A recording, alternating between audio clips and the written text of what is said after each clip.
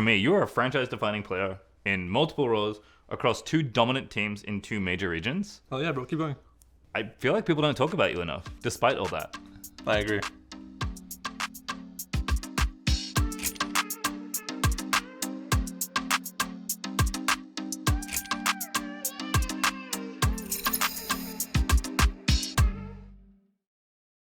Oh boy, I'm looking forward to that one, but the ego on Zven is just going to go through the roof if he gets a 3-peat done, like Emily was saying right before we went to break. But as Summer Split approaches its climax, so too does our cosplay contest presented by Verizon.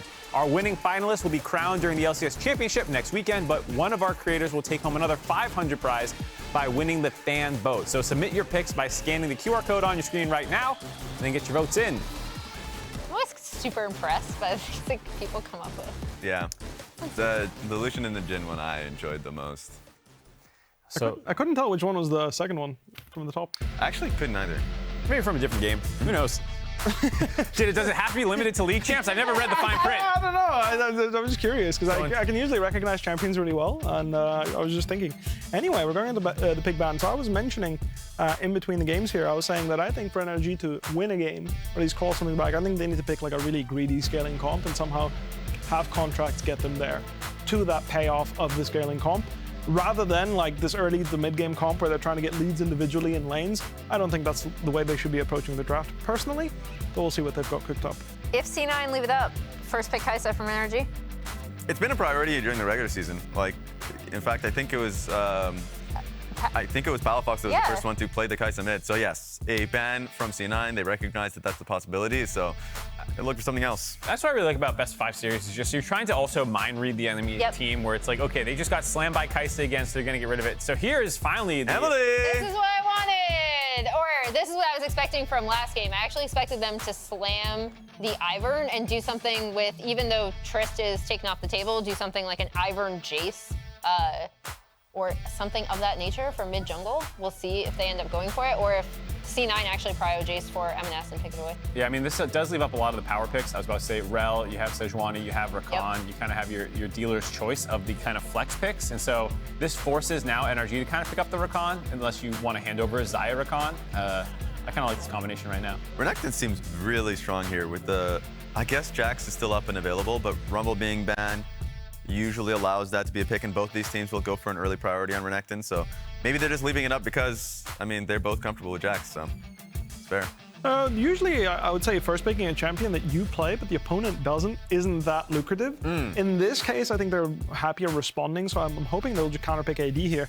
If they don't counterpick AD, I feel like it kind of defeats the purpose of first picking Ivern, because you could have just grabbed it on 2-3. C9 is never going to slam it 1-2 like that. Yeah. You are the team with the high Ivern priority. They are not. So first picking Ivern here, I think, was a bit of a jumping the gun type of situation, where now it's like you gave over a power pick in the Xayah to Berserker for a power pick that's only really a power pick for you, right? So even though you get Renekton and Rakan, which are great champions, the order in which you acquired them doesn't really make sense to me, because I would have preferred to see for example, the Xayah first pick. Yeah. Because I do think Xayah is fantastic into Renekton. So if you're going to be playing a game where you're running this matchup back, I think you could squeeze out a little bit more going 4-5 with your top lane in this game, and then creating a situation where you're playing Ivern with a stronger top laner is really oppressive for as a top laner. Like, I hate that. Yeah. True. Jat, I'm sure, is at home watching, sipping some tea right now. Thank you very much. I hope so.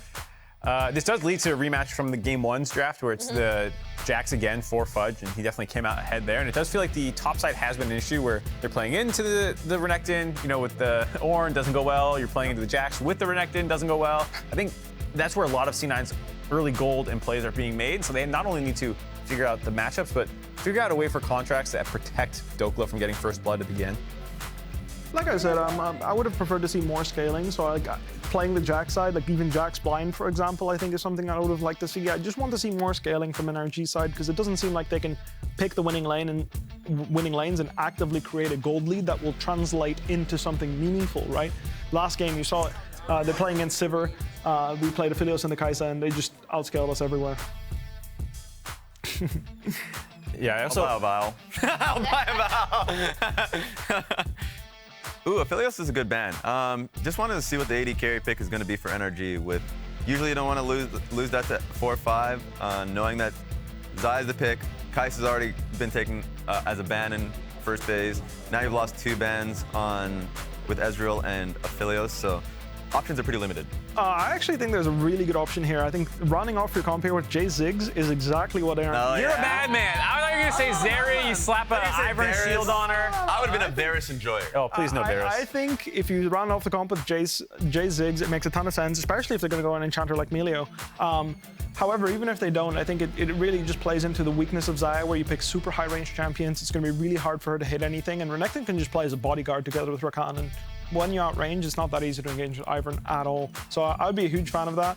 Personally, not saying it's going to happen, but it's what LPL's been doing in Xayah, if I'm not mistaken. They like to draft Ziggs into that, and then they just play Jay Ziggs type of comps. Okay. I do like it, because you would have a huge range advantage over what C9 has shown right now, and you can opt into it. They do have engage, so you would have to play it well, but it is short range. Well, of course. Yeah. In order to win a game of League of Legends competitively, one has to play well. C9 would argue otherwise. They did beat EG, and in their own words, say they did not play well. Fair enough. I can respect that. Sivir is going to be the option, so we're going to need, like, I'm hoping for a big control mage here, something that's really going to push NRG's damage pattern, like, into the Azir is still atmosphere. That's one of Palafox's best champ. I think we should slap Azir here every single time if we're going to pick Sivir. I don't think it should be a Sivir Jace. They got half of what you wanted. Never mind. Oh, Thank there you. we go. All right. Beautiful. I think this makes sense. This is, like I mentioned, a lot of scaling. No. Okay, so when I saw Faker pull this out, I was like, I do not want to see a return to Corki Azir. You guys are in the green room, and I was ranting about this literally this morning. We have Corki into Azir. We got an action-packed game, guys, from Cloud9's Corki. From Azir, NRG's Sivir, Corki. Azir, We're Sivir, feasting tonight, boys. and Ivern. I definitely would have preferred to see the Ziggs Jace, but it might not be something they have prepared. On the other side, I think Sivir Azir is not bad here. I do think in terms of frontline, they're a little bit lacking unless Dhokla can get ahead. I think in this game, it's going to be really important that NRG's frontline will be able to survive the Rell engage. That's a really big deal. If Rell jumps in and Renekton manages to not just disappear, that's going to make a huge difference and buy time for that Sivir and Azir to ramp up their damage, because they aren't champions that burst quickly. They actually stack up their damage with Conquer and lethal tempo. So it's really, really pivotal. All right, NRG on their last legs go for a lot of scaling here to try and take down Cloud9. We'll go back to Captainflowers and Azael. Thank you very much, Mark. I blame Faker for this. Yeah, bring back Poby. I blame Faker for this. Wake me up inside, Isaac. It's Corki back in the mid lane versus Azir. We were talking to Bwippo about this earlier, though, before the day started today, and he said, "What are you talking about? Corki's so exciting." And we were like, "Bro, you're trolling." And he said, "No, it's worth 20, 30 minutes of suffering through Corki to watch him int his face off with a bad package." So Bwippo finds payoff. Yeah, Bwippo finds the payoff of one of those interesting Corki packages to be worth the Corki laning phases. We'll see what the package deliveries look like in this one, or if NRG's going to have what it takes to utilize this Azir for Palafox, along with the Sivir of FBI. Contractz also getting his Ivern is a pretty big deal, too. Yeah, absolutely. I mean, NRG have turbo late game comp and then a Renekton. I mean, you've got Ivern, Azir, Sivir, Rakan, all really, really strong late game champions. Of course, there is some really good scaling on C9 side as well. Yep. But it's kind of more in a different way. You know, they have a good poke with Corki, they have a good side lane with Fudge. So it will be interesting to see, if they can get ahead, if they can actually utilize that to kind of snowball the game. Because if it goes slow, I do think NRG have really strong 5v5. The only problem may just be if they're getting outranged, because late game, yeah, you're going to have a lot of DPS from the Azir, from the Sivir, but Corki can be problematic. Jack in the crowd there, watching the games, always around the studio when the team's playing.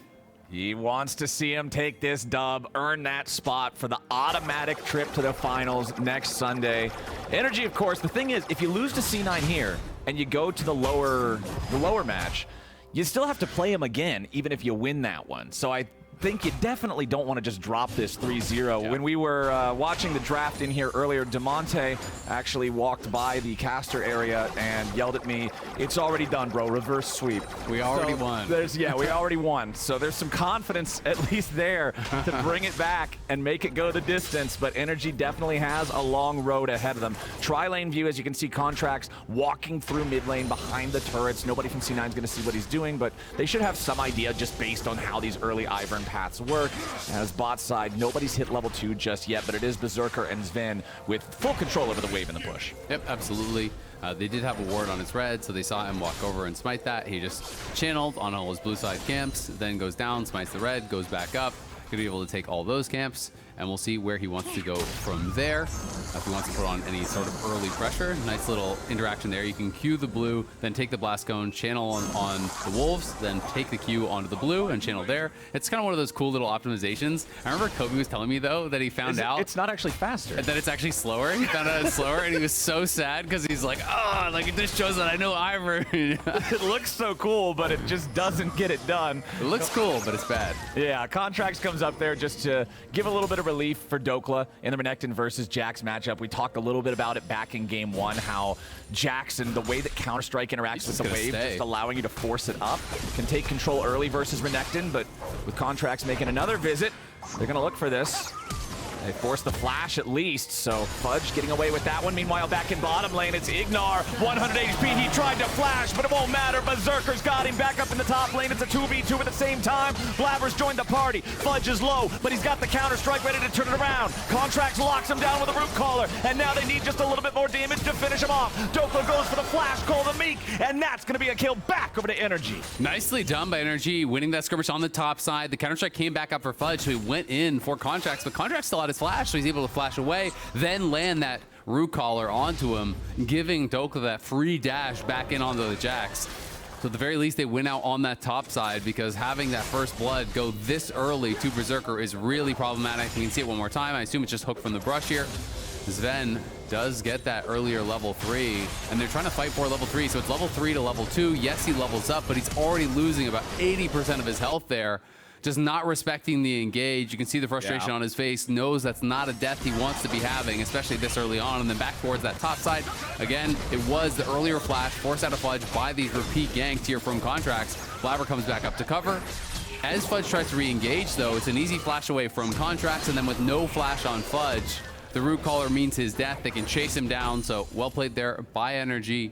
Getting one on that top side, and the kill going to Dhokla is actually really, really impactful, because these kind of matchups, you know, especially Jax versus Renekton, you do not want to fall behind as Renekton, because you are going to get outscaled eventually anyway. You need to kind of stay ahead of the pace of the Jax to really be impactful. Back here in bottom lane, this is where they got to make sure they don't start bleeding. Losing in the 2v2 like that, giving away that kill that generally you would think they would be able to escape. It's going to be rough for NRG, so they'll have to keep that farm going again. You've got your 500 CS Sivir win condition. You know you've got this comp that's going to scale super hard, and you've got the kill on the one part of the comp that's drafted for the early stability. So just keep it going, play it safe, let yourself scale up. And we'll see if they can actually utilize that Renekton to get some power on top side, take some early heralds, you know, utilize that to start to snowball the game, you know, drop heralds mid, inject gold into these carries that really, really want to scale. I do think that's an important part of it. This ward has been shut off, but it's actually just going to be cleared out there by Blaber, so they have full knowledge of where Blaber is on the map. So we'll see if Ivern is actually going to move up towards topside to cover. I definitely think he should. If either of these top laners die without TP, it is so much more devastating than that first death. The second one is always way more risky. But you can see Fudge fully backing off on the minimap now, because Blaber is heading down towards mid. And Dhokla just hit 6, so there potentially could be some threat of a dive, but unless Fudge wastes Counter-Strike, I don't think there's any realistic chance you can make it happen. Back in mid, Blaber looking for the Shattering Strike on Palafox, but Palafox makes sure he walks as far down as he can while heading back to the turret to avoid that. Zven going in, locking down the enemy support again. They try to turn it back on Berserker, but they won't find him. It's IgNar dropping first. FBI needs one more auto to kill off the C9 AD carry, but he won't find it. He has to flash. The feather pull! The feather pull ends up taking him down from the grave. It's a double kill for Berserker. Nicely done. Berserker goes into that brush and doesn't attack him, so he loses vision. That forces FBI to flash in, and it also critically bought him time. He was able to sidestep that boomerang blade and then get the cooldown back on his Z. because he had used that earlier one already. This is really nicely done here from Zven. Goes in, the root caller there, the feather caller, excuse me, pulling back to get that initial root. Then Zven has the passive root from the auto, and then the hook following it up. And then this is just really well played by Berserker. Goes into the brush, so he loses vision. He has to guess on the boomerang blade. That is sidestep. When it doesn't get him, he has to flash in, but it bought him time for the E to come back up. Frustrating there for FBI. Does end up going down, and the kills both going towards Berserker. Really, really problematic here for NRG, who are up against it. They've got to win 3 straight if they want to take this series. And now Berserker has 3 kills at 7 minutes. Yeah, the frustration on IgNar's face earlier, the frustration on FBI right there after the reaction. These guys got to hang on. They got to stop this down here in bottom lane. As we're going to take another look. This was the replay while we were looking at during the replay. Yeah. I assume, yeah. Okay, so it's just Blaber losing the flash there. We'll see if that ends up costing them a whole lot. Obviously, you don't want to give those away for free, especially not with level 6 coming up soon. Yeah. We know how impactful those Rell flash engages can be, but Blaber will not have that available immediately. Down in bottom lane, level 6 for Berserker means they're feeling confident to push forward and keep controlling the lane, as Dhokla still got control over the top side here, forcing Fudge low. Fudge only has 1/3 HP left, and he does not have his teleport to return to lane. So that TP is going to complete, and he'll have to walk it all the way back. Loses a couple creeps here to the turret as Dhokla takes the first plate. He'll probably lose a full wave, though, because it's not a cannon wave, which you really want to base on if you can help it, because that is so durable. We'll tank it up. I'm assuming he's going to lose this entire wave, which definitely sucks. So he lost the 2 melees or so from the previous wave, loses this full wave. So will be, pretty significant deficit there. It's already the kill to Dhokla's favor, and now he's going to be able to establish, an even bigger CS lead. So, really opening up quite a big advantage. 17 CS advantage plus that earlier kill. All right, got one. Maybe a liar. 1 of 6. That's it's something. Not Take ideal. it all back. But it's C9 fine. is going in after the Herald now. Contractz trying to stop him here with Daisy. Gets the knock up onto Blaber. Fudge going into the brushes, completely unafraid of the Ivern. C9 going for the objective as IgNar swoops in. Dokla's got the kill on Fudge, and now NRG's going to grab a second. Yes, they may have lost the objective, but a double kill back over onto Dhokla feels like a decent trade. Yeah, absolutely. Dhokla is going to be such a problem now for Cloud9, really getting accelerated. They try to take that fight. Fudge was always going to be going down. Blaber had no flash from earlier. Maybe he could have flashed and W'd over the wall if he actually had that, so that's a bit of a cost from that earlier replay we did see. At the end of the day, yeah, sure, they got Herald, but this is now a 3-kill Renekton. How much can they push the pace of the game? That is going to be the question, because it really does become a tale of 2 lanes for NRG. They're trying to snowball through top. And the question I have is, does Dhokla think the best path to victory is actually playing for the 1v1, trying to take towers, trying to get as rich as possible? Or does he think it's best to actually take his lead, go down towards bot side, help his team get dragons, help his team elsewhere on the map, and try to get the Sivir and the Azir ahead? I feel like it would have to be that second one, right? Like, you're drafting around this scaling, you're going up against a Jax that no matter how far ahead you are, eventually he becomes 3-item Jax, and you're just not going to be bullying him the way you want to anymore.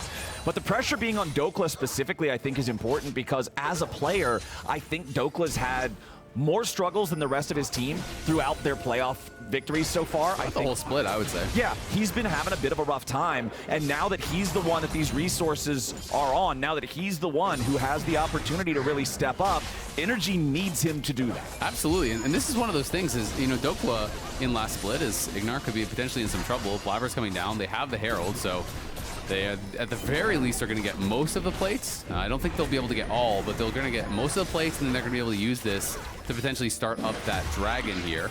Yep. So some more gold in the pockets of Berserker. But yeah, back to the Dhokla point. In spring, he had a lot of these pop-up games. Yes, he would have some down games, but he was kind of a high-risk, high-reward player. He had a lot of these really incredible pop-off carry games. In summer, it hasn't really happened, as Blaber's going to look for an engage. Yeah, Blaber goes in for a 2v2, but there's the package. Emenes with the delivery, and Contractz is cleaned up. Now it's Blaber who's got to be a little bit careful as Palafox follows up with a DPS. Emenes flashing back over the wall, but Dokla's ready to follow here for the Rampage. FBI chasing down the Cloud9 jungler. Needs a little bit more damage, and the last auto attack finds it. NRG may have lost their jungler, but they bring 2 back to win the fight. Question asked, question answered. Dhokla TP's down towards bot side to join that fight. Gets another kill here. Trade flash with Emenes, kills him off, helps them to win that. And getting another kill for FBI as well. There will be a cost on top side as Fudge is able to grab a plate and partial plate on the next one. But just look at that advantage up in top side. About 1,800 gold in the lead is Dhokla. And this could be one of those games. This guy is such a confidence player that really built him up to play better in the rest of the series, to try to take over, to try to dominate. We saw Cloud9 looking for the engage. There was no TP to match from Fudge, and there was a wave at his turret, so he couldn't actually move. He didn't have eyes on where Dhokla was, couldn't get there to stop the TP. And as soon as Dhokla arrives, he's big man on campus. There's no one that can actually match him at this point in the game. So he gets the kill on Emenes. That frees up FBI to get an easy chase down for another kill. He's able to pay it forward. That advantage that Contractz helped him to build on that top side has now been brought across the map. And now NRG using their momentum here to take out this Drake. It's the first one of the game. Very, very late first Drake. Blaber's coming up to try to challenge for it, but Contractz has the smite in time. 12 minutes in before a Drake is taken. It was Chem Drake, which is usually pretty low priority for a lot of teams. But the gold is dead even between these two squads. The massive advantage for Dhokla being offset by the massive advantage for Berserker on the other side of the map. He's already got that Kraken Slayer completed. You can see the Leandry's done for Palafox back in the mid lane, making sure he's going for the aggressive, high damage option in the Mythic. Doesn't want to go for the Crown of the Shattered Queen in a game like this where you're up against Corki, who will constantly poke it off with the rockets. Yeah, Corki is just going to make Crown pretty worthless. There's so many ways for that to get poked off. Even the feathers from Xayah, Q is relatively long range. Like, it's just not good if it's going to be able to get poked off. So he's going for the higher DPS build. We'll see if he is worried about potential engages, if he wants to go towards Zhonya's. Zhonya's can be a great option when you're playing against Nautilus, just because it's so easy to reactively, immune the ulti coming through. If that is going to be a concern. Obviously, there's Spell Shield there to answer from FBI if he still has that off cooldown. But Emenes, early Hex Drinker, this was kind of the meta on Corki, back when we were seeing a lot of Corki, was people would just go, tier, they'd go Hex Drinker, they'd go this to basically just get themselves through the lane in an AP matchup, and then just sit on the Hex Drinker, build up towards that Muramana, and then really start trying to grab the Mythic, grab all the damage items, and not really go for anything more survival. And the important thing about that is it feels really good once you get to the point where everything is online with the Muramana fully evolved, once you get the Mythic, once you're at like that 2-item spike, it all feels good. It just takes longer to really start going. You're stuck with a garage sale for a longer amount of time. You're still stacking this thing towards its evolution. You are just sitting on the half component there of the Hex Drinker. So I think that should hopefully influence which fights Emenes wants to be a part of compared to the presence that Palafox is going to have that I think is going to be significantly larger. I'm also going to be really interested to see what Mythic he does go with. I know as far as solo queue is concerned, Luden's is actually slightly more popular than Triforce. I tend to think Triforce is better, but there are also other options. I see some people go IE, you can go Quick Blade, so there are a few different choices. Will be interesting to see where he wants to go. Of course, Xayah obviously bringing a lot of physical damage. Jax is somewhat mixed, so maybe, Blaber looking for Q Flash, not going to be able to find it. And every time I see this, I'm just wondering, is it the Rell bug? Yeah, I'm not quite sure. I'm not sure. Yeah, that's a good question. It looked like he was aiming it kind of strange. It's hard to tell, right? And if you guys don't know, the Rell bug, basically there was an issue where when you're Q flashing, it sometimes doesn't follow where your cursor is, and it can go off to the side. And since we see a lot of Rell these days, I'm always hesitant to criticize a Q flash that misses because I'm not sure if it's the bug or I'm not sure if it's a mistake, right?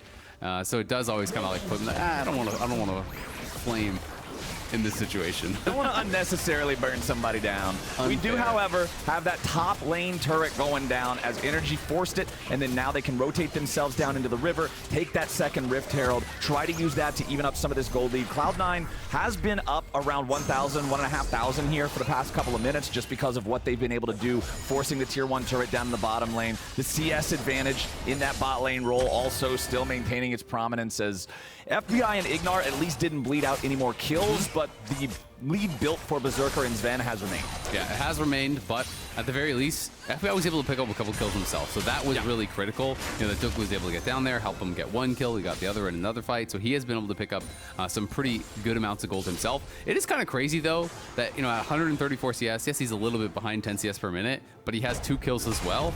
He's almost 2k down on where Berserker is, all right? Berserker is ridiculously fed because he got so much gold from the plates. He got all 3 of the kills, including the first blood, and his farm is coming in really, really quickly.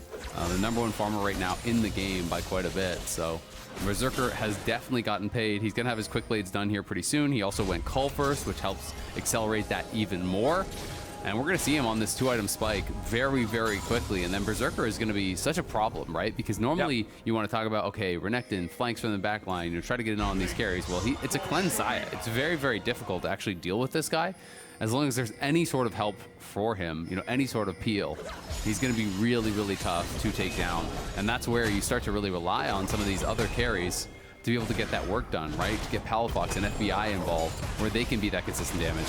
FBI just gets stunned up by Fudge, loses half HP, pops his own ulti. Got to be careful about those feathers from Berserker as a follow-up there too. And yet, in a game where you have Azir and you have Sivir and you have all this massive scaling, I still think Berserker is going to be the most important person on the map just because of the way the early game has gone and because of the way that Cloud9 wins and loses both fights and games as a whole. Remember back in game number 2, the one time it was looking good for NRG in that one was where Berserker got a little bit too greedy. He got caught on his way to the fight, and then NRG was able to win. I think if Berserker and all of Cloud9 playing around him are playing a smart game, it's very difficult for NRG to win. Absolutely, especially when he's on a champ with has more individual agency, right? You know, Xayah can make her own plays. Xayah can defend herself in these fights, and I think that is where we've really seen Berserker excel. The wave cleared out on top side, but they're trying to actually bully down this turret regardless. Not going to be able to do it. We're trying to use Daisy to just tank that up, allow Palafox to finish it off, but with backdoor coming into play, not going to be able to actually do so. With the Amp Tome in pocket for Emenes, I am now expecting that it is actually going to be that Luden's build, and they're looking for a pick on bot side. Yeah, they want Dhokla. They're dropping the Magnet Storm, so he answers with the Dominus. He's trying to put some of the damage back into Blaber, maybe fight this off a little bit. Berserker's going to be rotated down here too because they want to give the shutdown money over to the Xayah. Dhokla with the flash out. Zven doesn't hit him with the dredge line. Dokla's still on the run. Palafox swoops in from the side. Fudge is killed off. Dhokla just outplayed him, and NRG's played him. Everybody on C9 drops dead, and a teleport coming in from Emenes to maybe find Palafox, but he just barely gets it with a burn. IgNar chasing him back over the wall here as Big Dokes wants to cut off the escape route. Contractz and IgNar don't have a whole lot of DPS, but there's not a whole lot of HP left. Emenes tries to turn it back around. It's an ace for NRG. What a play from Dhokla, able to survive in what was a 1v3, 1v2 for a long time here. He's big man on campus. He has a 450 gold shutdown, needs to survive from this situation. You can see on the minimap, everyone from his team was just hoofing it down towards bot side. The TP is coming in through bot lane as well, so he knows he just needs to delay, buys time, the spells come back up, slice and dice, flashes in, sidesteps the hook there from Zven, and then Palafox has arrived, shifts in, flashes forward, drops the ulti, creating space. They're able to knock down the carries here from Cloud9 to kill off Berserker. Yes, Emenes arrives, is able to get one back, but so critical actually to protect that shutdown. The 450 gold shutdown from Dhokla, if that went over to Berserker, if that went over to Fudge, it would have been such a big deal, but it does not. And NRG now really starting to take control in this game. The lead now over 1K. They've got to be feeling so good about that fight. And Dhokla in particular, we said he's got to step up. We said he had looked shaky in summer, and now he's the one charged with getting him across the finish line in a must-win game in this series. That was absolutely massive from him on an individual level. Absolutely. You know, I said it earlier, I'll say it again. He's such a confidence player. When things are working for Dhokla, he can absolutely take over a game. He can take over a series, and that is what Cloud9 will have to deal with now. As we see 20-minute Baron, they're just starting up. Cloud9 are going to be aware of it here pretty shortly, I think, if they aren't already out. Blue Trinket now into the pit. They see it going on. No way they commit to this, I don't think, but it's starting to get pretty low, and I'm starting to get a little bit nervous. Yeah, NRG really going in for that as IgNar finds an engage on Berserker, but nobody else is ready to follow up just yet. Now Dokla's got to be careful because he's a little bit overextended past the rest of his team. Baron's still at 3K. Are they going to trust Contractz to flip this Baron?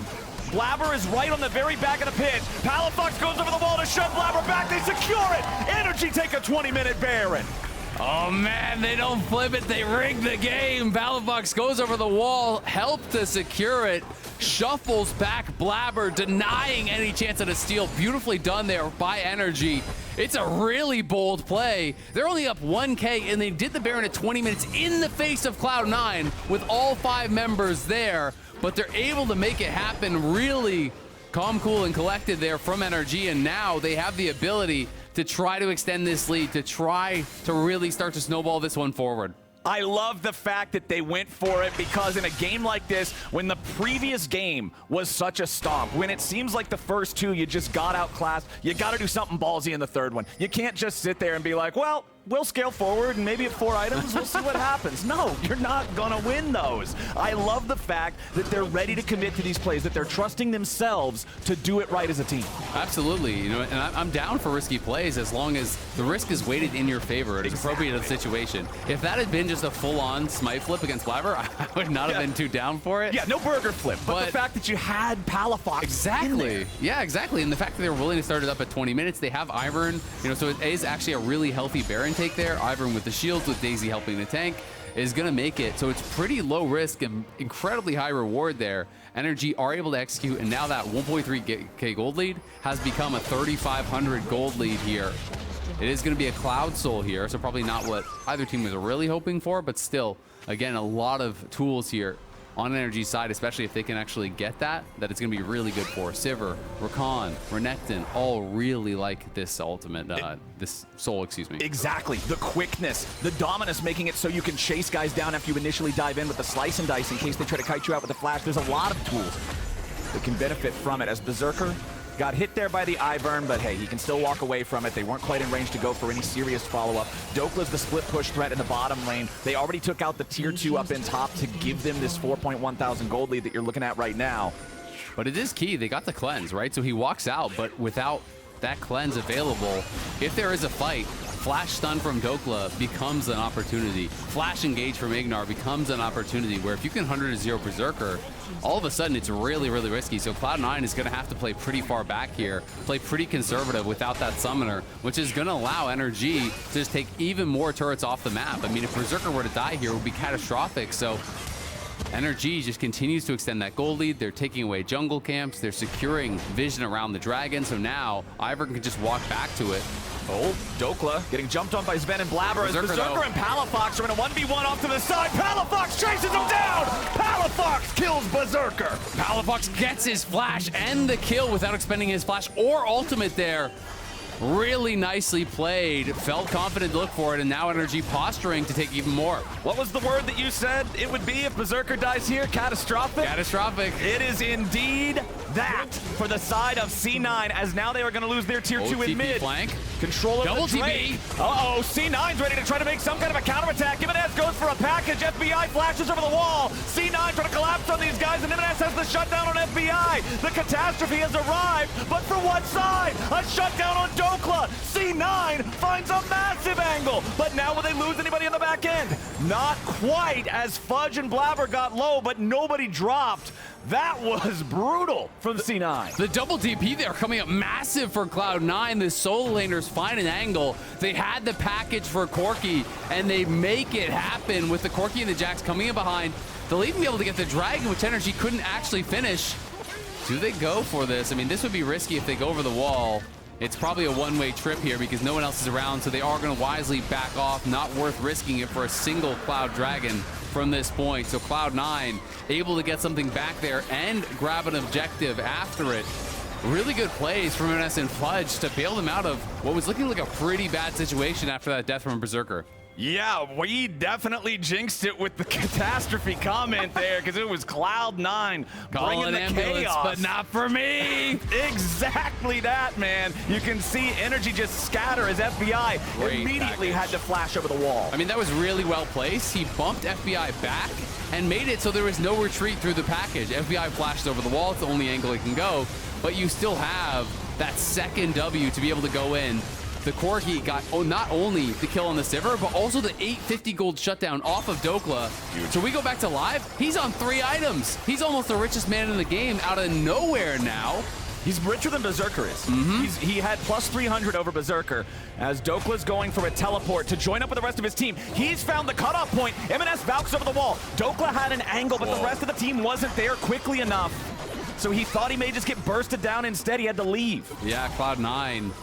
They are not waiting for them to set up the flank. They see it coming in. Zven flashes the wall and looks for the hook. He's trying to just collapse on Dhokla and burst him down. There was no TP to answer from Fudge, so Fudge is still just pushing down through bot side. Dhokla will be back here. You know, does still have an advantage in that 1v1, absolutely. Has that full item over what Fudge is at, but Emenes is only 200 gold behind Dhokla. Berserker's a real threat. They're both on 3 items. You also have the stopwatch. You have the Maw. So Emenes is going to be really tricky to actually burst down. He did go for the Luden's build, so more towards the poke. And he's almost level 16. So with that rank 3 ultimate, Corki's poke becomes very, very deadly. Early on in the game, it tickles you. Later in the game, you get hit by a big one. That can be a massive portion of your health, especially for someone like Palafox. And he's gone for the Banshees here to try to answer. But once that gets poked off, 1 or 2 more rockets hit, you can't fight all of a sudden. Yeah, that's the problem with it, man. It's a similar issue to what we were talking about earlier, why you choose not to go Crown in a matchup like this. It's just so easy with the amount of projectiles. Oh, no. IgNar wanted to go in, but he didn't find Berserker or anything, really. Daisy's about to drop for free as Cloud9 wants to disengage. Palafox doesn't full commit an ulti into this. Dokla's still looking. Maybe he needs to go into the pit. A nice root caller on Blaber. Magnet Storm ain't going to be enough, but now Dokla's stuck up in the front of the fight. The Sterix won't keep him alive, and IgNar has to retreat. It'll be a 1-for-1 when it's all said and done, but C9 still has to try to get themselves back out of this one. NRG's starting up the Baron again. IgNar's got to be careful. He's at 1/4 HP, and Emenes still has a lot of ammo. Contractz and Palafox both get chunked, and Emenes quickly makes them rethink their decisions. Yeah, great pick onto Blaber, which could have meant more, but oh, they're going for the engage! They're not done! Palafox finds a swoop, but it's only on Zven. Now Emenes stuck inside the stasis. Can they find anything more? Not Fudge! yet. Berserker and Emenes off to the side as Fudge makes his entrance, but he won't get a kill just yet. Berserker up into the sky, the feathers fly. Fudge trying to chase after FBI. He finds another. IgNar is down, and C9 with 3 blinking health bars wins the fight. What a scrappy game between these two teams. Contractz took that Q, and I don't think he meant to do that. And now he's gone. He falls to Berserker and loses even more tempo for NRG. It's C9 stepping up when they need to. The gold lead is gone. NRG has fumbled the ball. That is massive. It looked like he took that root caller onto a minion. I think he accidentally clicked on the minion, jumped forward there into the waiting arms of Berserker, who's able to burst him down. And what a crazy exchange. Back and forth, back and forth. NRG, at the beginning of it, were the ones to actually pick off Blaber, but Cloud9 kited back into the Tri-Brush so well, creating this zone of control where you just can't walk into it. You'd be walking into the meat grinder here. So this is way earlier on. This initial pick here onto Blaber that they will get was great. NRG are piling forward, but it's all about the angle here from Cloud9. You cannot walk in past this line. If you walk in, you're walking into just all of the feathers on the ground. You're walking into Emenes just poking you. So NRG can't go forward. They have to retreat. And then Zven and Emenes looking to actually go on the scouting mission, trying to catch some recalls, but it's Palafox who catches them off.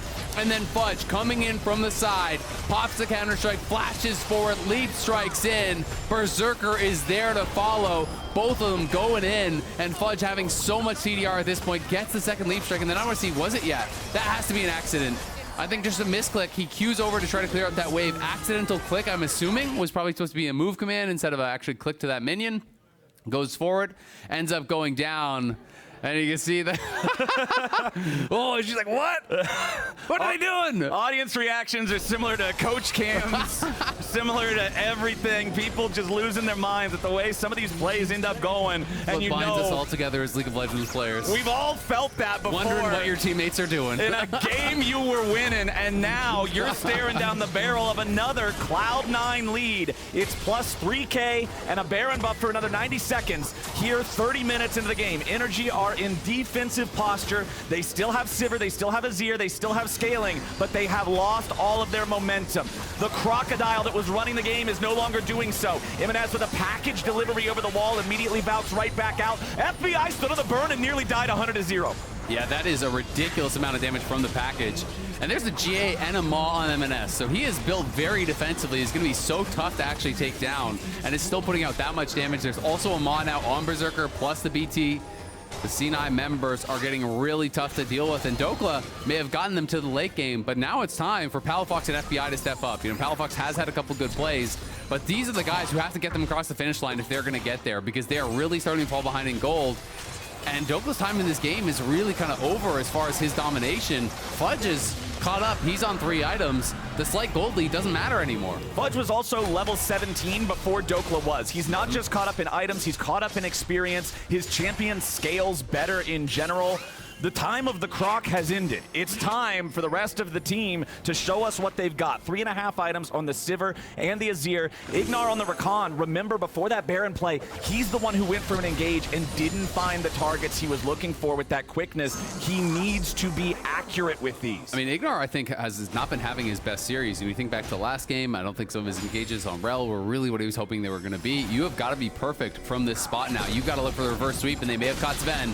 Well, Zven can get away with the flash. Yes, he has to use that. He wishes he could keep it, but hey, C9 is happy to not allow NRG to make any picks. Now, Blaber coming around from the side. Dhokla and IgNar could both be in trouble. A shattering strike over the wall, but nobody else is close enough to make it mean anything. Berserker's already got the wave coming up down the top lane here, and that means they can just immediately force down this tier 2. He's not Ziggs or Tristana, but he's the next closest thing. The turret just melts while Palafox tried to use the soldiers back in mid, but the ulti goes to waste as Fudge just walks away from it. Did have to use the flash. Yeah, force that flash out, so that is big at the very least. Will help to defend his back line from Fudge. But Fudge also building towards the Zonias. He has a stopwatch. You got a GA on Emenes. You got that Maw on Berserker as well, Emenes, and you have a stopwatch on Fudge. So it's going to be very difficult to deal with these Cloud9 carries. And both of the lower econ members of C9 in Blaber and Zven have decided to put their economies towards those carries as well. It's double Knight's Vow for what I'm assuming is Emenes and Berserker, one for one, one for the other. So both of them are also going to have that extra buff. C9 is putting all this gold, all of this power into making sure these carries do not die. But something good happening for NRG. 4 items now for Palafox. Could be working towards that death cap last item, but that is obviously very, very far off, and Cloud9 are 3 minutes away from potential soul here. I think that is likely where NRG will have to kind of draw a line in the sand, look to try to contest. They could give it up if they want, but they really, I think, are going to have a tough time playing out this game if they do.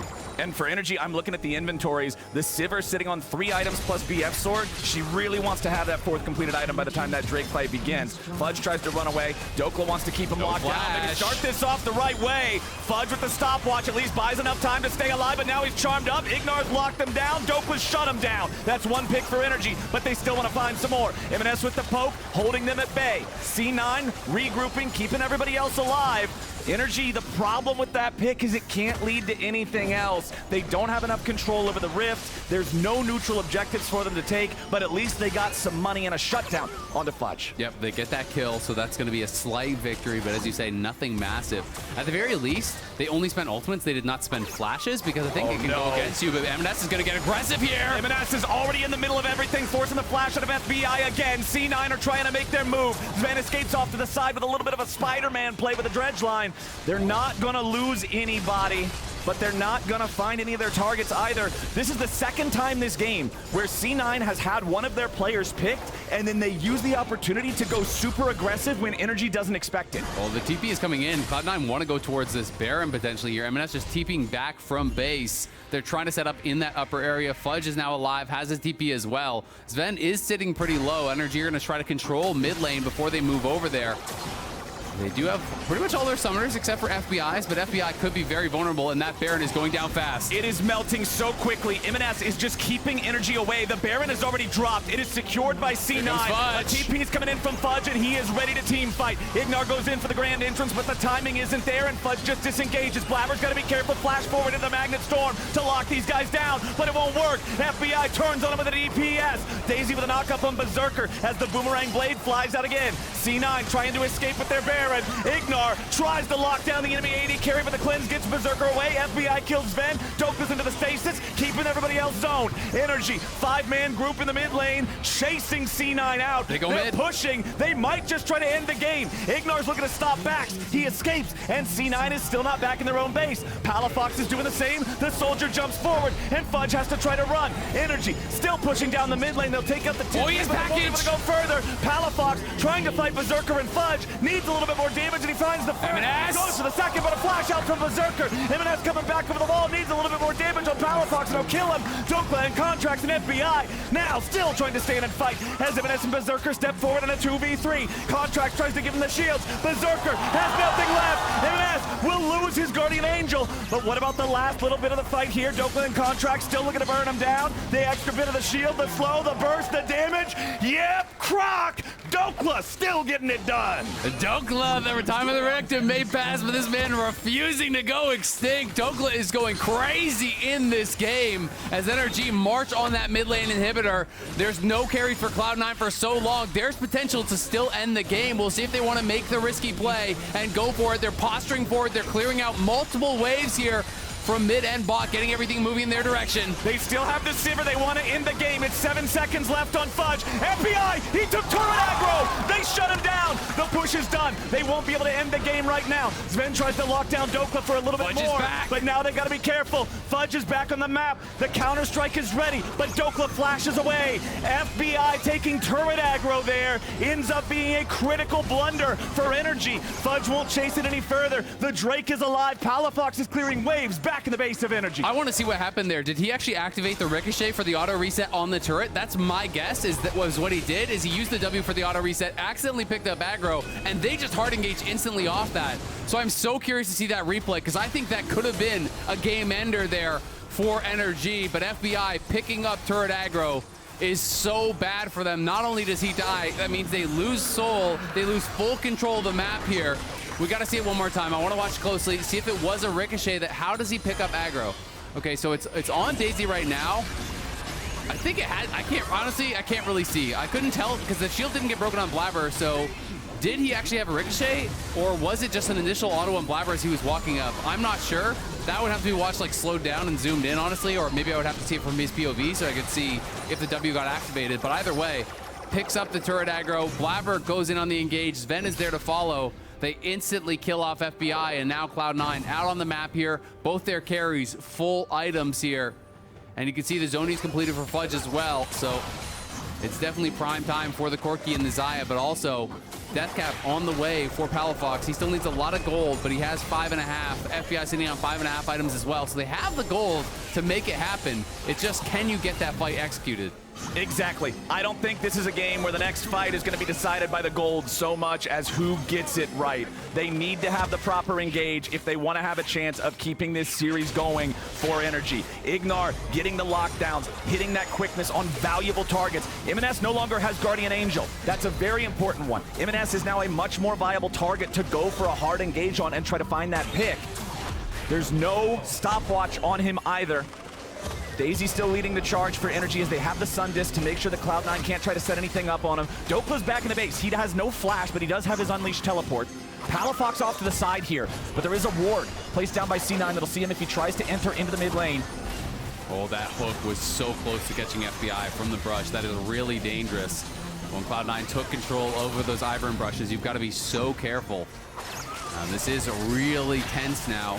NRG, their upper bracket lives are on the line. They don't want to fall to the lower bracket. They want to be heading into the grand finals. And a win here would guarantee top 2 for them in the LCS. Would move them on to Sunday where they would play against whoever comes through that lower bracket. Cloud9, though, only 1 game away from punching their ticket to Sunday, to trying to three-peat here. Trying to become only the 3rd team in LCS history to do so. And I think it's also really interesting when you compare the difference in experience for a situation like this. When we go back to when we had Zven on the desk and he talks about just the expectation of C9 to make these big moments. They've been in so many of these big moments. They know what the pressure feels like. Over on NRG, it was only just this split where they were able to stay in the upper bracket and continue finding wins there. So that pressure is untested on them to the same degree. I really want to see if these guys can clutch it out and perform in this late game scenario. Absolutely, and that's what they're going to have to do. Not only this game, but a couple more if they actually want to win the series. NRG has had a lot of close moments, but Cloud9 was lurking. I wasn't sure exactly who was in the brush, but someone is below them. It is Fudge playing from that bottom side, who is threatening the flank. NRG, if you play slow, you're going to get poked out eventually by this Corki. It can be pretty risky, and Cloud9 are trying to just dominate that topside river. They want first move towards that Baron. Daisy is summoned, but it can be killed off quick. It's 14 seconds till Baron spawns. Daisy's still got about 3,000 HP. Everybody on C9 visible to NRG, but man, the rockets so tear through these health bars. It is so difficult for NRG to approach the Cloud9 lines. C9 falling back into their own jungle now as NRG moves up into the topside river looking for control. Emenes is back in base. I assume with package at the ready. Yep, there it is. He'll be able to make his TP, and C9 starting up the Baron. They can burn it down incredibly quickly, even with Emenes only is 2. behind them. Emenes is behind. He wants the angle here for the package delivery. Dhokla's already in the dominance. NRG falling back as Emenes goes over the wall. Package is delivered. They've immediately got their first kill, but Cloud9 are taking a lot of AoE. Double kill back up into Berserker. He's going forward with the feathers. He'll let him fly. Palafox is done. Dhokla will not be able to find a return kill into the Cloud9 marksman. And with Emenes falcing over the wall, I think C9 just got it. They'll need to kill Dhokla through the resurrection, but it's not a problem. Fudge gets the last auto to take him down, and now there's no way out for Contractz. He's stuck in a 1v2, and they'll be able to burn him down too. It's Fudge split pushing in bottom. Contractz is done. Ace for C9, and that'll be your series. Signed, sealed, delivered. Emenes gets into the back line with the package, roasting up NRG before Berserker goes crazy, flying in to secure the teamfight win. It was the closest game of the series for NRG. They made it take 42 minutes, but C9 is the superior team. They will take out NRG 3-0 and punch their ticket and earn their spot in the finals next Sunday. Cloud9 remaining undefeated as well in the playoffs. They've had some really close calls, but at the end of the day, 3-0, 3-0. Blaber called it. He said they're not dropping a game in playoffs in their interview after the first series. We'll see if they can make good on that come next Sunday. But for now, we know they are guaranteed top 2. They will have a chance to defend their title, to fight for the 3-peat. Only third team in LCS to ever do it if they're able to accomplish it. And man, I flash back to the Nexus turrets push. I flash back to FBI getting the turret aggro, and then the hard engage from a Cloud9 that only had Blaber and Zven, a Rell and a Nautilus standing. It looked like if there was a moment for NRG to go for the throat, that was it. But as soon as FBI died, everything went into panic. Absolutely, and I did get confirmation that it was a ricochet from him that actually ricocheted onto Zven, picked up the turret aggro, and that is what allowed them to jump onto FBI, to burst them down with the turrets on him. It's hard to know how it would have played out if that didn't happen, but it did feel like it was a situation where if they played out perfectly, they should have ended the game there. That's one that's going to sting for sure. At the end of the day, it is a sweep, but a lot of close moments, and we watch this final fight one more time. Emenes on the Corki.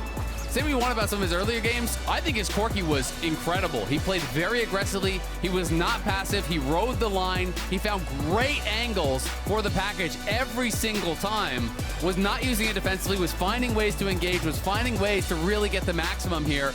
Made it such a hard fight for NRG, and then Palafox finds a great ult, and you think, hey, maybe, just maybe, they can find a way to turn this around. But Berserker says, no, sir. Flashing over the Azir ult, has the cleanse, has the ulti, gets the triple. In a different world, this one could have been a penta with no GA and Contractz getting caught. It was looking like there might have been an angle, but at the end of the day, it is the triple for Berserker. It is the win for Cloud9, and it's another notch in their belts against NRG.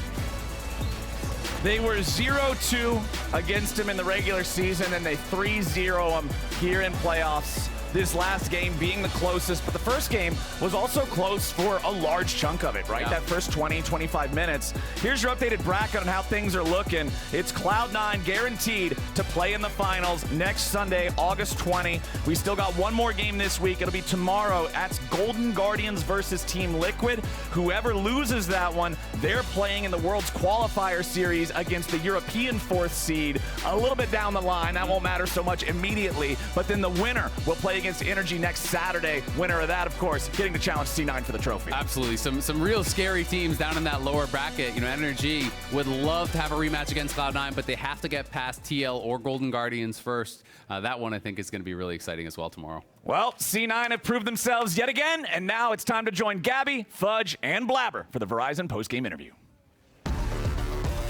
Thank you, Captainflowers. As you just said, I've got Fudge, I've got Blaber. So, yeah, you're getting some early MVP chance already. All right, we'll see. After that performance? It's for me, by the way. Yeah, after that Jack's performance in Game 3. Oh, yeah, the Game 3 one, not the first one. Rell. Well, Fudge, I was going to talk to you last week, and you're like, nah, I didn't do anything this series against EG. Do you think you did something today? First 2 games. Little trouble with Dhokla in game 3. Yeah, I mean, I think the first 2 games I played pretty well overall. I didn't make too many mistakes in like lane or in team fights, but then game 3, disaster struck, and we got a bit too comfortable in the early game, it appears, and we fought them 2v2, lost, and I got really far behind off like a bunch of different plays. Thankfully, they kind of entered like mid-game. I mean, we did as well, I guess, but we were able to come back, and our comp does outscale with like Corki and Xayah being really OP at 6 items, so I'm glad we were able to win game 3, but I'm not too happy with how I played game 3. You still brought it together, and Fudge fans can focus on games 1 and 2. Exactly. Now, Blaber, I know in the post-game interview last week with NRG, Palafox, and Contractz, we're talking about how Contractz lives in your head rent-free. I asked Mithy about it. He said that he gave you a bit of a pep talk before. What are your thoughts on this entire discussion, and what can you tell me about that pep talk? Mithy didn't really, I mean, he just said, did you watch the interview with Contractz saying he lives in your rent-free? And I said, I don't really care. And then that was literally the whole talk. It wasn't really a pep talk, I'm going to be honest. Wait, so he brought it to your attention. So you may have not even seen it. And he was like, no, I didn't see it. And then he was like, did you see this? He also said, for more fuel, he said, Piosik in his interview said, you're shit. That is not word for word, but we... Basically, that's what he said. And then, so he's like, he's trying to give me fuel, but I did not play that good today, I think, in my series. But I'm glad we won. Yeah, you still won. And I have a cool stat to throw your way. You ready for it? There's a lot of numbers. Okay, Blaber loves stats. I love stats. That's true. You love stats. So, Blaber, you are 1 game away from 300 games in the LCS. Okay. Of those with 300 games, Bjergsen currently has the best win rate. Okay. As of today, you have passed Sneaky for the 2nd spot in terms of best win rate within those 300 games. Amazing. If you win the next game, you pass Bjergsen. So I can't lose. Yeah, you can't lose. All right, you heard that. We can't lose. We can't lose. What do you think, though, of that in terms of, I know it's a lot of numbers, but it's still a really cool stat when you think about it, just your performance in those 300 games, the longevity you've had so far. How much do you index into those numbers and kind of setting those individual records and a reflection of how you've been able to perform on Cloud9? I didn't really know about the stat, obviously, that you just listed. And it's not something that I really focus on. I just try to pretty much win split after split. Every split I play, my goal is to win it. And then right now for me, it's like, I just want to have better international performances. And that's kind of the thing that I really focus on. Obviously I want to win the LCS and I'm going to win the LCS this split. But yeah, like that type of stuff, I don't think about that much, I would say. Yeah, kind of speaking about, obviously you're looking towards international performance. I know that Berserker was just telling Degon about how he really wants to beat one of the Asian teams.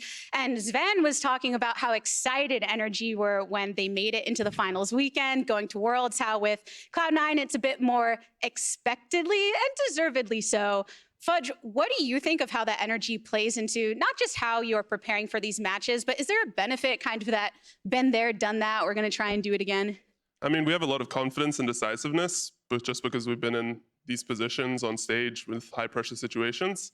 But I mean, I think it's nice that they sort of haven't gone to Worlds very often as players, so they're very excited about it. Obviously for us, we've already gone internationally quite a bit recently, so we're not as hype about it. And I feel like none of us are really going to seem that excited as they were until we like win against an Asian team internationally. And then we'll feel that excitement because that's like the new goal, I guess, the next step for us. And obviously, winning NA is what we're focusing on right now. But we're all pretty confident that's going to be easy, I guess. Easy peasy, Fudge says. But on that note, in terms of kind of creating that legacy in North America, you already did the back-to-back championships. There's not many teams that have done so 3 times. So I know, looking towards, international, there's always that pressure. But there is something about how when we look back at the LCS, we remember the Team Liquid run, for instance. Do you think anything of that, Blaber? For instance, you've been on the stage, you've been MVP of both finals and of the season, and what that would mean to you and Cloud9 to have a three-peat? I mean, I think it would show a lot for us as a team. I think it's me, Fudge, Berserker, and Zven, like as the core.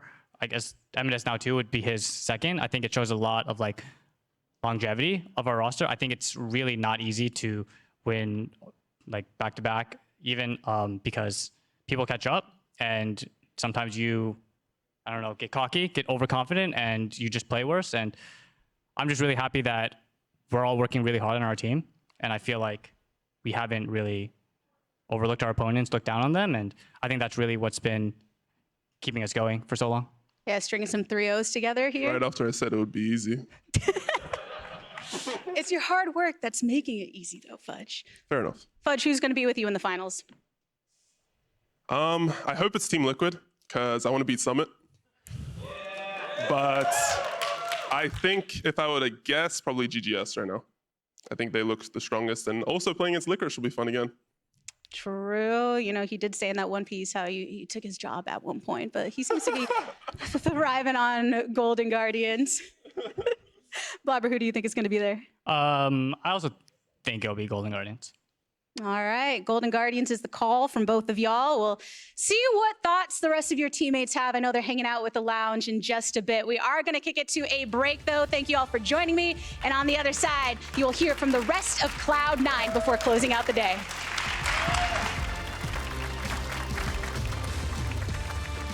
Dude, I know these noodles are your specialty, but they are just not hitting tonight. I know. I want that. Me too. It's beautiful. Breathtaking. Tiramisu.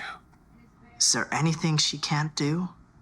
I wish I could reach into the TV and grab that fancy cake for you, but I've recently learned that's not how TVs work. Go for what you really want. Go for Grubhub. We live with a genius. Go for cravings. Go for Grubhub.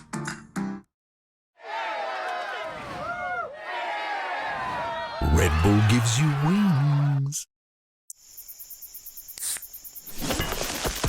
Red Bull gives you wings. Bringing in a new roommate to save money, is that the plan? But we gotta find some way to save, so say hi to Glenn from work. Hey, that's my mom. Yeah, I think I have a much better plan. We switched to my plan from Verizon for just $25 per line. And that price is guaranteed for 3 years. All on the network we can count on. It's a good plan. It is a good plan. Glenn, looks like we're not gonna be needing you, so I'll see you at work. Oh, later, Glenn. Save big with my plan, starting at just $25 when you bring your own phones. Guaranteed for 3 years. It's your Verizon.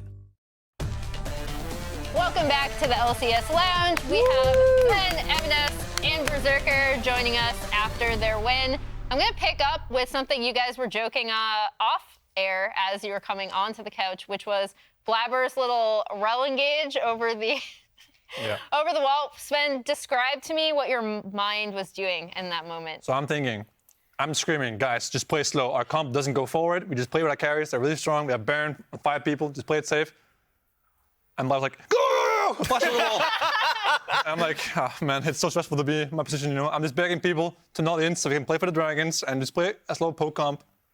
But yeah, it's like a dog on a leash, but the dog is stronger than the owner. So when he flashes in, he drags me with him, you know. You're just flying? There's nothing I can do about it. Your dog every is time. bigger? Yeah, every time. Even we just go review and then, why you did it, Blaber? Then just my bad, and then just do next time. You know?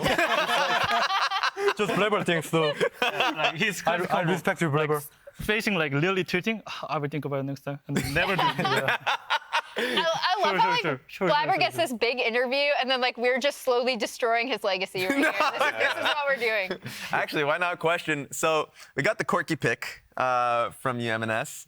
Yeah. Where did it come from? Because I have some suspicions. The goat faker.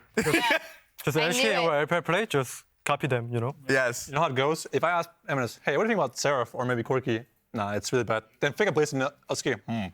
I think Corki's really good, guys. Did you play Corki tomorrow? Did you play any games of it prior to it? Any? You play in Scrim, Corki. I didn't even play single game. It's the faker effect. Would you play in game 1? Or only because 2-0? Definitely true. Yeah, only because 2-0. Fine. Sadly. If faker play, I'm deserved to play something. All right, Emenes, we lost your mic on that, so you have to hold the stick now. You're now a stick gamer. Oh, hello. Welcome. There you go. All right, good. Yeah, as soon as I saw Corki getting played last night, I was like, it's coming. It's someone in LCS is going to play it. No matter what you do, at some point, I see Corki returns. Yeah. It's true. This is how it is. I was keep screaming like, please give me Corki, it's so free, and then my all staff and players, are you sure? Then, yeah, just no matter what, it's free. Oh, because who plays? Huh? Because who plays? Faker? I mean, should I have rule? If you don't practice like and it's 2 game, we can't play like on stage. Yeah. But Emenes like just fuck it. You're doing so well, man. He was doing well up until that moment. We need the swear jar. My bad. I told him only once before the interview to not say any bad words, but it happens. Okay, he gets one. He gets one. Yeah. But you know what? All right. Now I gotta ask you about bot lane. The last game seemed pretty easy. You guys were getting a lot. Just tell me about the last game in particular, because it felt like a lot of action was happening topside, but just randomly I looked, oh, Berserker has 3 kills because you guys are winning 2v2s pretty constantly. I'll ask you first. I mean, to be fair, like it was like good matchup bottom, you know. Yeah. So I just proud midi, and I don't know, they were just like they were not respect our level 3 timing. Like last game was just Rakan could just AFK like, behind CS, right? But he just egoing us, and then he got punished. That's sure. It's simple. That makes sense? Yeah. That makes sense. All right. Well, first of all, I mean, congratulations. You guys are going straight to the finals. So that's probably something we should already mention. Any immediate feelings from that? Because you guys have a chance to now go for that 3-peat. I felt like last time we were here, I had a good idea who was going to win in the low bracket, but this time I have absolutely no idea. Yeah? Who do you think is going to win? GG, I guess. Who versus who? GG and... Well, first TL versus Golden Guardians. Yeah. And then they winner of that gun goes against NRG. NRG. So who do you think? I think who do you think? GG? Huh? GG? Yeah. Now you just Because you're just biased, no? Because Gory is your friend. So what happened last time? GG against NRG. I think they were bored, you know. They were bored? Okay. That makes sense. They gave mercy. That's like you and Scrims, no? And then definitely... Did you get bored and just yeah. I'm just giving mercy to enemy. I feel very confident in the finals. Because it's a really big advantage to get to watch your opponents play the day before. Oh, true. The only thing is they get some stage practice, which is nice sometimes, but for us who have been there so many times, it doesn't matter that much. So yeah. Watching like 3 to 5 games of their drafts the day before is just so much like advantage for us. Yeah, that's true. But like if you go like final Insta, we can't like practice at all like that week. Yeah. Because they are just all over or like they just go vacation, right? So we can't like scrim. So we just like. Normally this time we would scrim academy teams, but you know. So the only leagues that are like still playing are like LAN is still playing, I think. They're also in their finals week, I think, at this point. So we might scrim some of those teams. We scrimmed the Astral Esports yesterday when there was someone else to scrim, and they're actually pretty good. So we might do that again. That's fair. Week. Yeah, I think actually good practice. Say hi to Jose Dioto for us. Yep, we'll do. Question actually, because like usually I would envision like people who are already locked into the finals, you don't have the chance to, as you mentioned, play the game, the series before that. But you also don't really have a scrim partner or the ability to scrim, it feels like. Yeah, last year in this position, we scrimmed the teams that were in the lower bracket finals. Yeah. But we were just like, we don't want to show them anything. Yeah. This practice is only good for them, right? They get more from this than we do because we will see them play anyways. So often you just play scrims, but you just grief. You just run around and like play for fun champs or something because you don't want to give away any strategies or any good picks. So probably just no scrims from here on until finals, I think. Okay, there it is. Shadowboxing till then, basically. Yeah. For this series, we have to name player of the series. All right. Wait, before. Oh. Don't do it, production. Don't do it, production. Don't look. Yeah, get that out of your mind. Really? Again? Who do you think it should be? Why are you? What are you guys talking about? Who do you think is player of the Who do you think series? player of the series is? Who do you think, Emenes? That's a good Corki game, right? Yeah, just impossible challenge to get. Wait, you played Xayah and you got a solo kill. You played Corki and you were 1v9. What was the other game you played? Xayah and solo kill everyone. No, Xayah, Corki, and what else? Tristan. Oh yeah, that game kind of drags you down a little bit. I don't know, guys. I think he has the MVP or player of the series. But every spot right is for ADC. No cap. Boom! There we go. Just in C9, it's simple. If Blaber didn't int, Blaber got kills it. If everyone int and mid AD didn't int, then Berserker get no matter what. I agree, actually. It's so you're sounding a little salty, Emenes. Like Jesper just like outplays so many plays and then like 1v9.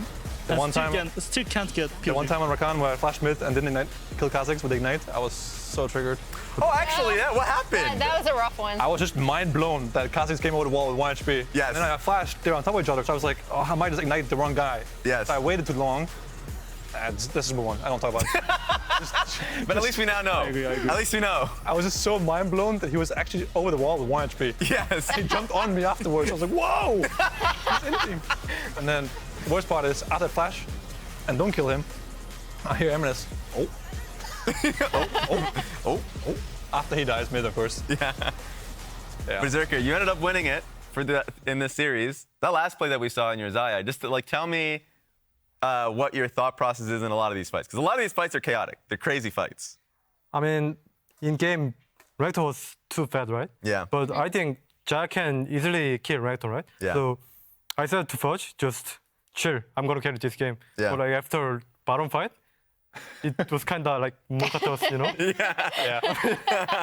After the A sound, it's fine, guys. Yeah. It's fine, guys. In this series, I said so many words. It's fine, guys. Play slow. It's fine. Yeah, it's fine, guys. All right. Well, it was fun. We'll pull up the bracket really quick before we sign off. You guys Here's the dopamine. Boom. You guys already said you expect GG. You couldn't hear, but your teammates on stage, Fudge said he wants to face TL so he can take out Summit, but they both said that they expected I hope TL Golden loses. Guardians. You hope who loses? I hope TL loses. Okay. Okay, let's talk about who should go first seed. Yeah, so yeah, in your opinion, who has the best chance of winning against whoever Europe is going to end up sending? Well, we don't know who's. Yeah, that's a tough or- one. That's true. But I think Golden Guardians. Yeah. will have a better chance against you. I agree. You don't think they would just, like, because the flip side is, like, they're just so mental boomed because they know they're better than fourth. I think Golden Guardians have more experience. That's They fair. don't have rookies. So playing like a high stakes match like that is a lot more pressure than playing actual Worlds. So now you already made it there. So I think Golden Guardians will do better compared to the team with 2 rookies. I'm going to run this back, by the way. You ain't running from this one. Why do you hope that Team Liquid loses? Oh, I just don't like them. What? I'm not allowed to have personal dislike for the Team Liquid or what? No, I love it. No, that's why I'm encouraging it. I just like your other teams more. It's nothing personal. Okay, that's fair. All right. I was going to say, it's more to this, just rare to hear that. Also, I just have a beef with Team Liquid. Not actually the players. I actually don't know any of the players personally. The org is just, I don't know. Oh, yeah, true. But I'm sure it's mutual. There might have been a But I'm sure specific... everyone else just hopes we lose as well. There might have been a specific Team Liquid player that pulled you on a champion? On a Skarner? I'm not sure what you're talking about. Okay, I'm just making sure. I did a whole... Nah, that's fine. Let's move on. That's fair. We'll end it there. We will see It's a C9 replay feature, basically. in finals in Newark. That'll be it for us today. We'll be back tomorrow at 5 p.m. Eastern, 2 p.m. Pacific for Golden Guardians versus TL to see our third team who's going to the World Championship and who is going to face off against Europe in that 4th place match. See you then. Oh, is it tomorrow? Yeah. Tomorrow Sunday, yeah. Guys, Rell next time. Yeah, Rell. Trace. Careful, Jax. Yeah, look at Jax. Ball cut. Yeah. There's one bit, okay? Yeah. Look at 2 seconds. Who's 2 seconds? 5 seconds. Look at 5 seconds. Yeah. Hold on, look. Look at you guys. I'm done. Hit front, Trace. Yeah. Chris, my flash. I'm dead. Blaber over the wall there, shattering strike into the crash down. They found the enemy jungler. They drop the depth charge of the FBI and force him into the stopwatch as Berserker goes into the back. The Kaisai is diving and C9 is thriving. A double kill for the AD carry as FBI tries to get one, but immediately falls to the counter-strike damage. IgNar wants to get out, but there's just no way. Renekton. Just slowly, guys. Slowly, Renekton. I'm tipping. Kai'Sa's only target here. Yeah. Just hit front. We win. Okay, I'm looking. Now Blaber's stuck in the middle of 4. C9 has made a crucial mistake. C9 continuing their chase now as Dhokla and FBI try to kite back into their own jungles. Then gets himself back out with a battle dance as Berserker takes out Dhokla. FBI tag with a Void Seeker and a bouncing boomerang blade. A shutdown over to Berserker as IgNar tries to escape, but it's a triple for the C9 AD carry. I'm here. Yo, Jax. No hook Nautilus. Jax. Okay. Hit him front. Yep. Oh, okay. Keep going. Round the flash. Nice. Good job, guys.